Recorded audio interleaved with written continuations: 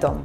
Us donem la benvinguda a aquest vídeo on descobrirem el lector ocular PCI, un dispositiu que permet seleccionar objectius a la pantalla només amb la mirada, fent més fàcil utilitzar un ordinador i programes de comunicació. Els lectors oculars són utilitzats per persones de totes les edats, des de nens petits aprenent a comunicar-se fins a adults que han tingut algun tipus de barrera en la comunicació. Comencem! Donem un cop d'ull al contingut de la capsa. A la capsa trobem el dispositiu PCI, un suport magnètic, el kit de preparació del suport, l'adaptador d'USB-C a USB-A, un estoig de transport i una guia d'inici.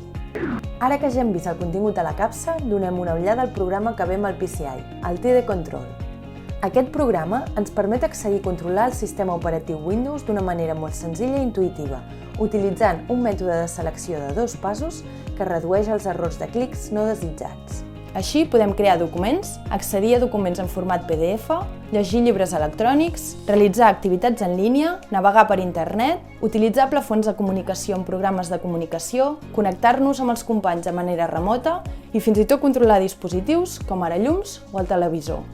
Tot això és possible independentment del nivell d'experiència que tinguem amb el seguiment ocular, ja siguem principiants o avançats. El PCI es pot utilitzar amb un ordinador portàtil, un ordinador escriptori i tauletes Windows, i és compatible amb programes de comunicació com ara Grid3. El PCI també inclou el Gaze Viewer, un programa per analitzar el comportament de la mirada. Aquesta eina d'anàlisi és útil per docents, logopedes, pares, psicòlegs o qualsevol persona interessada a conèixer les habilitats físiques i cognitives de la persona que fa servir el PCI. A més, permet guardar els resultats com a imatges o vídeos per fer un seguiment i avaluació del procés al llarg del temps.